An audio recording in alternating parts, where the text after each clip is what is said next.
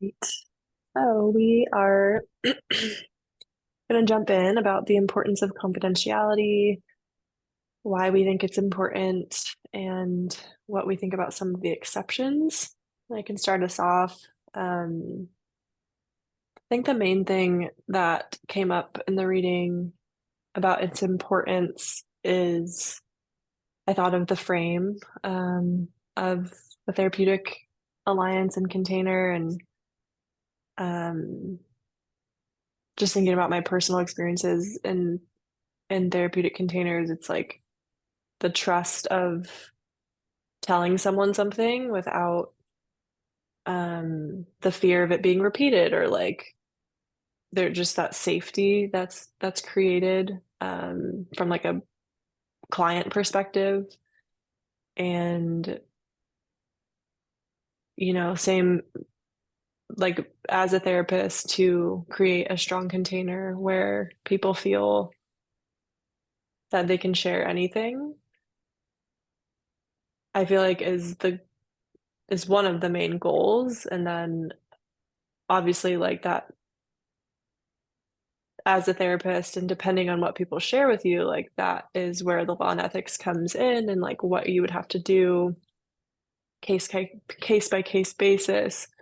um but I think one of the main things, yeah, the importance is like the safety that confidentiality provides, um and the building of a relationship, I feel like, isn't possible without safety or trust or confidentiality. What do Yeah, you think? yeah, definitely. It's like the mm, kind of core thing that distinguishes the therapeutic relationship from other relationships. That like that I mean, I guess there's many things, but that so much more can be revealed in the safety of the confidential container that therapy provides, that there's like no Hmm. um I mean, I guess someone could still have fear, but as when it's held strongly and communicated really clearly in the limitations, then within that everything that's not contained in the limitations of confidentiality, the person like can just go a lot deeper because they don't have to worry about how it might make the other like impact their relationship with this person. And Hmm.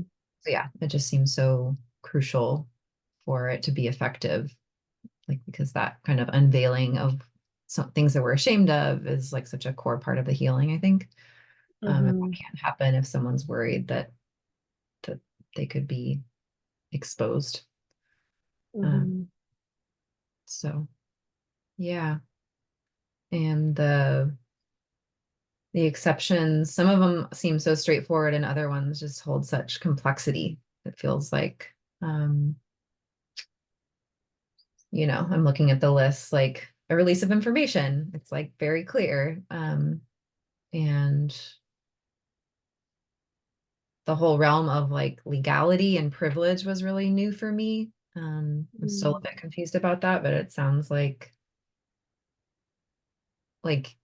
at least federally, you can't be required if that it's protected, that your psychological history is protected, which I was Hmm. here. I didn't realize that. I thought it was kind of like if you get in trouble with the law, they can subpoena your mental health records. But it sounds like at least federally that it's only if the person brings in their mental condition as like that it had some effect on their behavior or Hmm.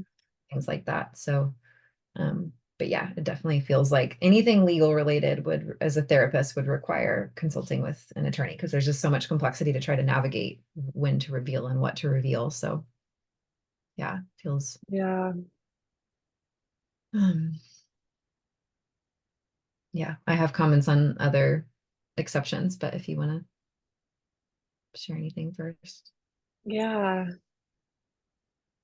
I also feel like there's like exceptions within the exceptions, or like that it is like case by case, but then also depending on the case, like so I just feel like there's so many layers of everything, but then especially within law and ethics in this field. Um,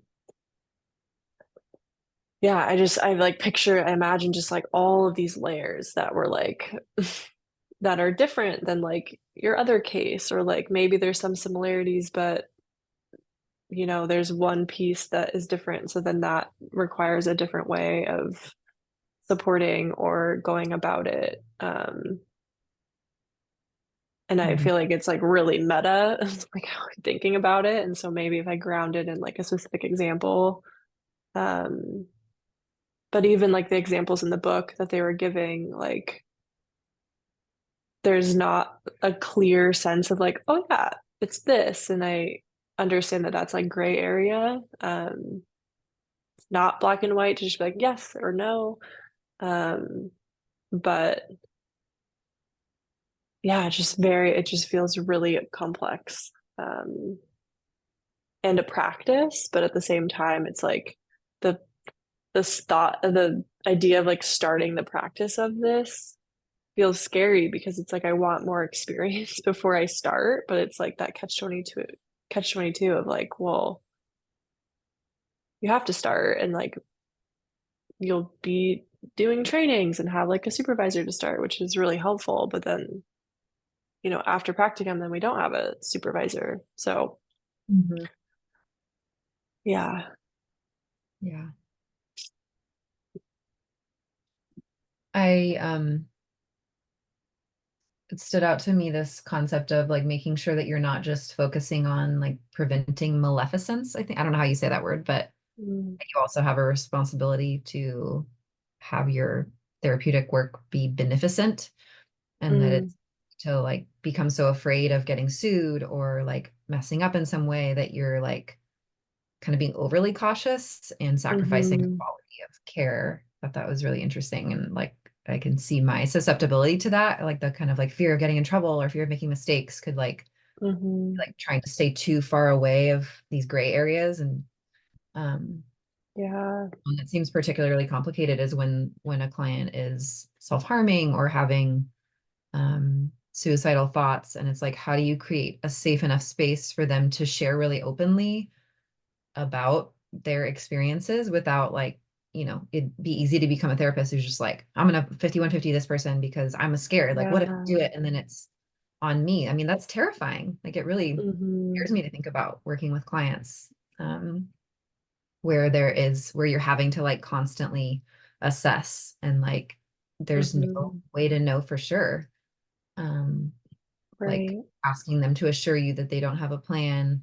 Um, but yeah, because I know that so many facilities where people go when they get a 5150 like can do more harm than good.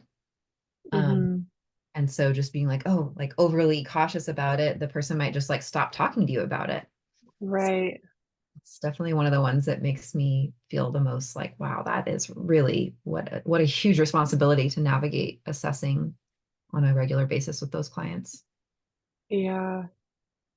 And I feel like it's such like a trial and error, but at the same time, it's like there's not that much room for error. But like we are human and we all are gonna make mistakes. But yeah, when the stakes are those, it's like even like the example in the book about the man that was saying like I want to kill the guy that like my ex-girlfriend is with. The therapist like, okay, like you call me twice a day and like blah blah, and she didn't like call the person that was potentially going to be harmed. And so it was like, what would you do? And it's like, well, it worked out because he did follow through on the protocol, the client did, and like his anger subsided. And but it's like, yeah, the chance that you're taking based off of the decisions that you're making or the protocol that you're putting in place, because it's like at the end of the day, everyone is a human on the other side, and like whether they decide to follow through or not with like the plan that the therapist put into place, or like, yeah, if the therapist does something to like upset the person, then there's like, well, now I'm not going to talk to you because and that's valid. Yeah. Yeah. Yeah, you're bringing in the like it feels actually even more complex when there's the potential of a harm to another person, like hmm and that the legal cases of like the duty to warn and duty to protect, and how like Mhm. recently it was expanded to, it sounds like initially it was just if your client directly said that they were thinking about harming another person, but now someone could contact you, like very gray area, like Mm. I think it's supposed to be a family member, but um yeah, like trying to determine whether someone is being truthful in reporting that your client might be a harm to another person, or if they're like mad at the client and trying to get them in trouble. So it just is like, and all of that happens like outside your time as Right. with the client. Like, so I mean, ideally it's not happening frequently or with many clients, but yeah, navigating that. Um, and when you need to warn someone. It just makes me think so much about how important having a really strong network is, especially like working in Mhm. private practice, like not waiting until these crises happen, but feeling like really well supported with more experienced clinicians to like for consulting, and like like a peer consult group where there's like already rapport and like a Mhm. place to talk about these things, because otherwise it would be so overwhelming to try to navigate and like find people on the fly when like your worst case scenario situations arise. Right. I'm thinking about like I think we're at time. Okay. Do you wanna I have like this other point I can share. Just like last thoughts. I get like I'm thinking about like caseload, right? And like capacity, like a therapist's capacity, like yeah, not taking on case like 12 cases that are people are suicidal. Like I guess everybody will find their edge and like the balancing.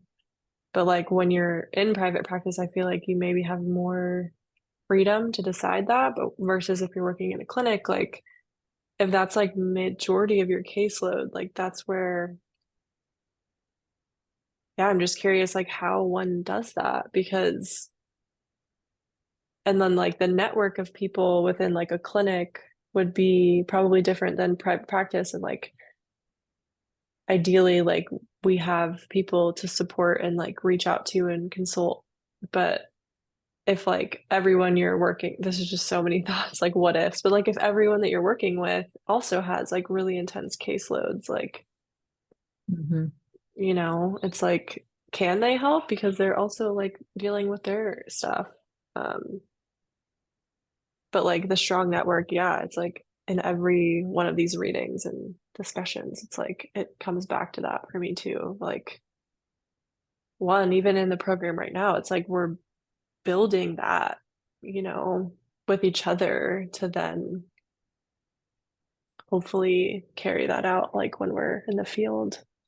Mhm. Yeah. And like the pros and cons, like it's just giving me more nuanced ideas about the pros and cons of being private practice versus an agency. Like it was talking about how agencies can just like have their like protocols that you're kind of have to follow Hmm. around when to break confidentiality, and like they might be more cautious um, Right. around suicidal clients, for example, just because they're an organization that's trying to like manage their risk overall. Whereas you Hmm. have more freedom in a private practice, but it's also all on you if something happens to like deal with Totally. navigating the legalities and whatnot. So, anyways, could talk for another 5 hours about this topic, but we can stop there No. for Okay. today. I'm recording.